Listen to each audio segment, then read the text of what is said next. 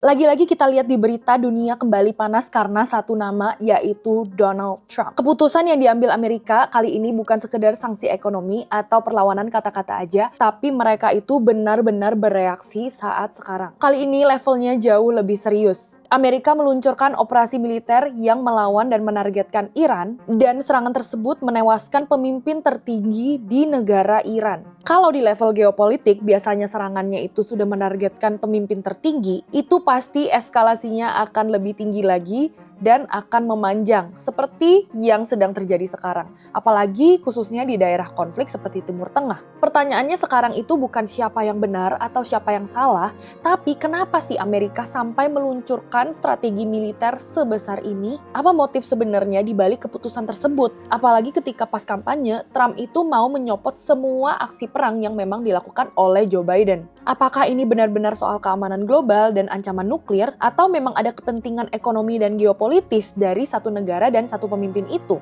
Tapi guys, setiap Timur Tengah itu panas, yang langsung bereaksi itu bukan militer dari negara-negara tersebut yang ada di kawasan itu, tapi pasar dunia. Tidak bisa dipungkiri harga minyak itu langsung berpengaruh banget karena takutnya ditutup Selat Hormuz di Timur Tengah yang memang pada di video ini pasti sudah ditutup, dan laporan menyampaikan harga minyak itu di $90 per barrel karena panasnya konflik sekarang. Masalahnya, posisi Iran itu sangat menguntungkan karena dia berposisi di Selat Hormuz. Selat Hormuz itu adalah selat dan jalur air di mana 20% dari pasokan minyak di seluruh dunia itu melewati selat tersebut. Ini adalah satu titik sensitif yang sudah dibawa-bawa sebenarnya dari tahun lalu. Ketika ditutup, maka banyak yang akan terdampak. Kalau sampai terganggu atau ditutup, efeknya tuh nggak cuma di kawasan sekitarnya aja, tapi bisa seluruh dunia. Karena, well, the world runs on oil. Itulah kenapa setiap adanya konflik dengan Iran, pasti langsung bikin pasar dagang dunia itu langsung tegang. Dan yang menarik lagi, dampaknya itu nggak cuma ada di negara sekitar, tapi nyampe di negara kita, yaitu di Indonesia. Menteri ESDM Indonesia, Bahlil, sudah menyatakan kalau cadangan minyak di Indonesia itu hanya 20 hari saja. Mungkin by the time video ini keluar, cadangan minyaknya itu makin menipis. Nggak hanya 20 hari, tapi kurang dari itu. Artinya kalau konflik ini benar-benar memanas dan benar-benar kita tidak punya cadangan BBM, bisa bayangin nggak bagaimana biaya-biaya BBM itu bakal naik, biaya transportasi, bahkan barang-barang pokok yang memang memerlukan minyak ketika diproduksi. Dan bisa dihitung aja itu banyak banget. Tapi kalian harus tahu, yang sebenarnya bikin situasi ini menarik adalah banyak pengamat dunia atau bahkan ada satu profesor ini yang bernama Profesor Jiang yang dia memprediksi melalui game teori kalau memang konflik antara Iran dan Amerika ini pasti sudah akan terjadi. Dan kalau kalian lihat prediksinya, ternyata prediksinya itu menarik loh. Nggak cuman negara yang tadinya kita pikir akan menang, mungkin kali ini akan kalah. Negara yang tadinya kita pikir itu negara nomor 1, mungkin kali ini akan tergeserkan. Karena kalau kalian melihat konflik ini, ada perspektif yang menurutku harus kalian pegang. Nggak cuman siapa menyerang siapa yang akan kalah, siapa yang akan menang, siapa yang punya budget lebih banyak, tapi pada dasarnya siapa yang paling diuntungkan. Karena kita tahu setiap perang, setiap konflik itu pasti tidak ada untungnya, di mana orang-orangnya juga pada tertekan, bom sana-sini, banyaknya korban dunia. Tapi kalau dari approach geopolitik, yang mana sih yang paling diuntungkan? Chapter 1, pertarungan yang tidak adil. Sebenarnya kalau kita melihat geopolitical map, perang ini itu tidak adil. Karena kalau misalnya dibandingkan Amerika dengan Iran, Amerika itu jauh mempunyai kekuatan militer yang lebih kuat, mempunyai budget yang lebih banyak, dan dari segi luas tanahnya saja, negara Amerika itu lebih besar dari Iran. Tapi sayangnya, faktor penentu itu kadang tidak ditentukan hanya dari banyaknya budget dan luasnya wilayah. Karena menurut data dari Stockholm International Peace Research Institute, belanja militer Amerika pada tahun 2023 itu mencapai 916 miliar US dollar. Hampir 40% dari pengeluaran militer global. Nah, sebelum kita lanjut lagi, kita juga harus tahu hubungan antara negara superpower ini. Karena Amerika itu tidak hanya melawan Iran, tapi Amerika juga melawan Rusia dan China. Seperti yang kita tahu, superpower country seperti Amerika itu selama ini mempunyai konflik dengan China, dengan dengan Rusia, dengan Korea Utara. Tapi masing-masing negara ini yang nggak pernah melancarkan serangan secara langsung yang berbentuk fisikal ke masing-masing negara. Makanya banyak tarif yang dikeluarkan oleh Amerika itu secara tidak langsung sebenarnya menyerang negara-negara tersebut. Contohnya awal tahun lalu ketika Amerika juga mengumumkan kalau tarif itu akan dibebankan banyak ke China. That's why kalau kalian lihat sekutu-sekutu dari negara-negara yang memang sedang konflik, kalian bisa lihat sebenarnya patternnya. Contohnya Arab Saudi dan Dubai, mereka sudah pasti akan berpihak kepada Amerika. Kemudian musuh-musuh Amerika yaitu Cina, Rusia, Korea Selatan, ya semuanya itu berpihak kepada Iran. Tapi aku kasih tahu ya, walaupun kelihatannya keren, mempunyai banyak senjata, banyak drone, banyak misil, tapi perang kali ini itu tidak akan dimenangkan oleh siapapun yang mempunyai teknologi paling canggih. Menarik kan? Karena banyak yang nggak tahu kalau Iran itu selama 20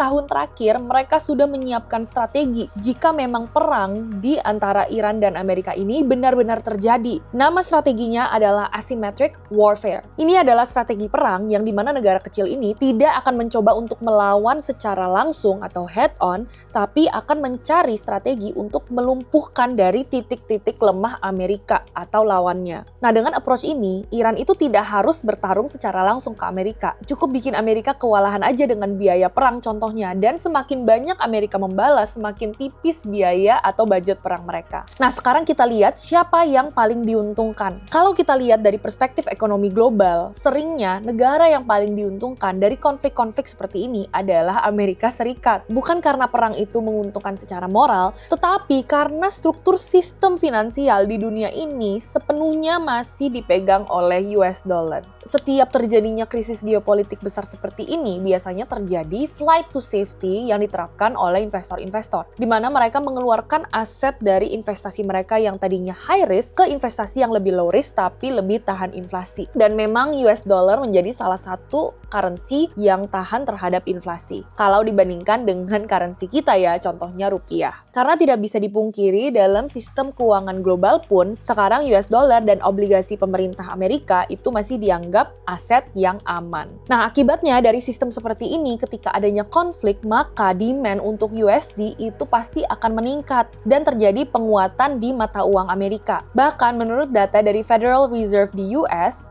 dan indeks US Dollar Index, pada beberapa periode ketegangan geopolitik besar, indeks dolar itu bisa naik ke kisaran 104 sampai 107, menunjukkan peningkatan permintaan terhadap mata uang US dollar. Nah, selain faktor mata uang, sektor energi di Amerika juga bisa sangat diuntungkan. Menurut data dari US Energy Information Administration, produksi minyak Amerika saat ini mencapai sekitar 13 juta barrel per hari, menjadikannya salah satu produsen minyak terbesar di dunia. Nah, karena konflik Timur Tengah ini memanas, pastinya perusahaan-perusahaan ini bisa mengekspor kepada negara-negara yang memang membutuhkan minyak dan mereka bisa mematok harga lebih besar untuk minyak bumi dan juga gas. Siapa tahu juga sebelum perang terjadi, mereka sudah prepare untuk menyetok lebih banyak minyak yang kemudian bisa dijual lagi ke negara yang membutuhkan. Nah, selain minyak dan mata uang, ada juga industri yang pastinya akan ikut naik yang sering dibicarakan oleh geopolitisi di dunia, yaitu industri pertahanan Amerika. Karena Amerika adalah eksportir senjata perang terbesar di dunia. Data dari Stockholm International Peace Research Institute menunjukkan bahwa sekitar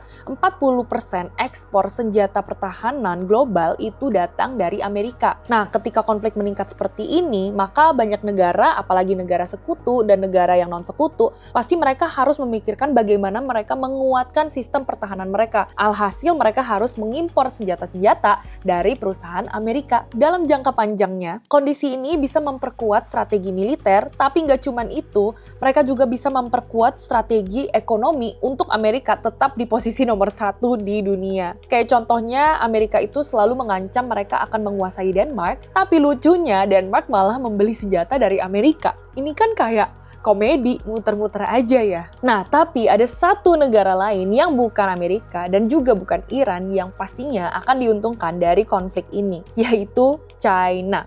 Nah, China ini juga menarik karena mereka itu merupakan the biggest buyer of oil dari Iran. Mereka membeli sekitar 90% dari pasokan minyak yang ada di Iran, maka dari situ kelihatan juga Iran dan China itu hubungannya sangat ketat. Nah, ketika semua negara atau seluruh negara sekutu yang tidak diperbolehkan untuk melewati Selat Hormuz, katanya Iran itu akan memperbolehkan Cina dan kapal tankernya untuk melalui Selat Hormuz. Nah, kalau memang terjadi seperti ini, maka suplai minyak China itu tidak akan terpotong dan banyaknya teknologi dan inovasi yang bisa berkembang juga karena mereka tidak akan terpengaruh dengan konflik dunia. Kalau skenario ini beneran terjadi, China itu bisa memenangkan dua hal, teman-teman. Pertama, akses minyak Iran yang lebih murah. Karena Iran itu terkena sanksi barat, mereka harus menjual minyaknya dengan harga diskon ke China. Nah, diskon itu diterapkan karena China ini akan menjadi satu-satunya pembeli dari Iran. Maka mau nggak mau, Iran harus memberikan diskon ke China untuk pembelian minyak mereka. Kedua, keunggulan pasokan energi dibandingkan negara lain. Kalau distribusi minyak itu sampai terganggu, maka banyak negara lain itu tidak akan bisa menjalankan teknologi senternya mereka atau bahkan data center dan AI center.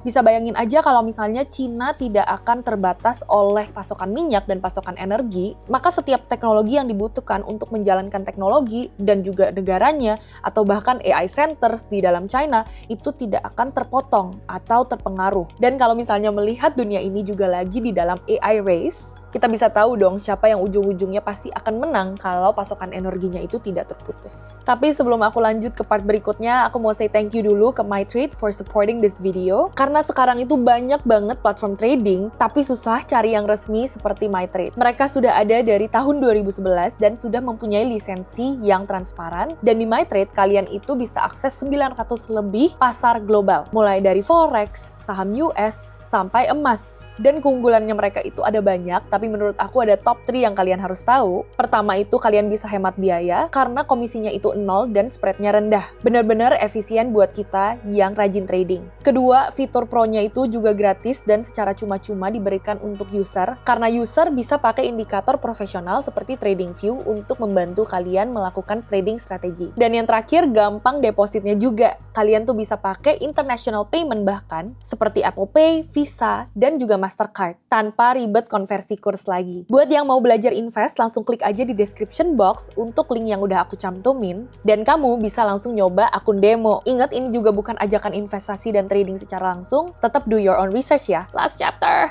Dampak konflik antara Amerika Serikat dan Iran itu tidak akan berhenti di negara-negara yang memang terdampak saja, yaitu di daerah Timur Tengah dan juga di Amerika. Tapi sebenarnya kalau misalnya memang ada hal seperti ini yang terjadi, itu pasti dampaknya akan ke seluruh dunia. Negara-negara lain juga yang harus menanggung akibatnya. Kenapa bisa terganggu? Karena balik lagi, Iran itu berada dan mempunyai lokasi strategis yaitu Selat Hormuz. Nah, ketika 20% dari pasokan minyak itu di seluruh dunia berasal dari situ, maka negara yang pastinya masih membutuhkan minyak di mana hampir seluruh dunia itu pasti akan terganggu juga. Menurut data dari US Energy Administration, sekitar 17-20 juta barel minyak per harinya itu melewati jalur Selat Hormuz ini. Nah, kalau memang terjadi penutupan, maka suplai minyak itu akan terganggu dan akan mempengaruhi harga pasar global juga. Nah, menurut aku hal terpenting yang kalian perlu tahu itu adalah apakah benar-benar suplai itu akan terganggu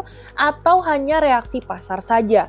Nah, aku bisa kasih tahu ke kalian kalau memang benar-benar suplai itu terganggu, ada alternatifnya sebenarnya. Secara teknis, memang ada alternatif distribusi untuk minyak seperti jaringan pipa darat di Timur Tengah. Contohnya East-West Pipeline di Arab Saudi. Nah, jaringan pipa ini memang menghubungkan Teluk Persia dengan Laut Merah. Jalur pipa ini jauh lebih kecil dibandingkan dengan aliran yang biasanya melalui Selat Hormuz. Jalur laut memang paling efisien saat ini karena melalui jalur air pun bisa membawa jutaan barel minyak per harinya. Itulah kenapa kalau Selat Hormuz itu ditutup, maka media dan negara itu bisa terdampak. Bukan karena nggak ada alternatif distribusi sama sekali, tapi karena saking susahnya tidak bisa melalui Selat Hormuz dan harus melalui alternatif ini yang biasanya lebih kecil, maka kemungkinan harga minyak untuk naik itu pasti sangatlah besar.